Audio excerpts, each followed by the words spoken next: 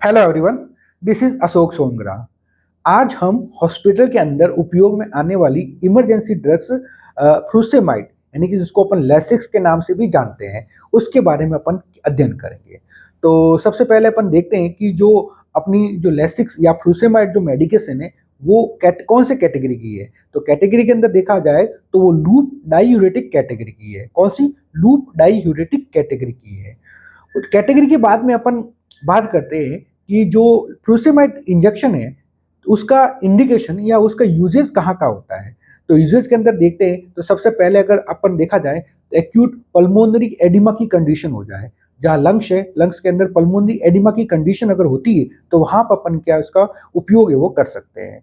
दूसरा दूसरा जो इसका उपयोग करते हैं कंजेस्टिव हार्ट फेलियर, जहाँ पे कंजेस्टिव हार्ट फेलियर की कंडीशन हो गई है तो वहाँ पे भी इसका उपयोग अपन कर सकते हैं। और तीसरा इसका उपयोग करते हैं हाइपरटेंशन के अंदर। अगर किसी मरीज को ब्लड प्रेशर इंक्रीज हो गया है तो उसको मैनेज करने के लिए अपन क्या कर सकते हैं, फ्रूसेमाइड उपयोग में कर सकते हैं। और चौथा इसका उपयोग है वो एडिमा ड्यू टू किडनी और लीवर डिजीज, यानी कि किडनी की डिजीज के कारण या फिर लीवर डिजीज के कारण किसी पेशेंट को अगर एडिमा की कंडीशन हो जाए तो उस कंडीशन के अंदर भी अपन क्या कर सकते हैं, फ्रूसेमाइड का उपयोग है वो कर सकते हैं। तो ये क्या होते हैं, आपके इंडिकेशन होते हैं। इंडिकेशन के बाद में अपन देखते हैं कि जो अपनी फ्रूसेमाइड मेडिकेशन है उसका डोज कैसे देते हैं। तो डोज के अंदर सबसे पहले अपन देखते हैं अडल्ट डोज। अडल्ट डोज देखते हैं तो 20 से लेकर 40 एम जी, कितने देंगे, 20 से लेकर 40 M G IV slow infusion देंगे। कितना? 20 से लेकर 40 M G IV slow injection देंगे और मे रिपीट इन 2 आवर। मतलब उसको अपन रिपीट कर सकते हैं इफ एडिक्वेट रेस्पॉन्स नो अकर। अगर कोई 20 से 40 एम देने के बाद में अगर कोई पेशेंट का एडिक्वेट रेस्पॉन्स नहीं आ रहा है तो अपन 2 आवर्स के बाद उसको क्या कर सकते हैं, रिपीट है वो कर सकते हैं। उसके अलावा इसकी जो मैक्सिमम डोज है अपन, वो मैक्सिमम डोज है वो 600 एम पर डे। अगर कोई मरीज सीवियर केसेस का है तो अपन इन सीवियर कंडीशन के अंदर उसको 600 एम पर डे तक मैक्सिमम डोज है वो मरीज को प्रोवाइड कर सकते हैं। तो ये होता है आपका डोज।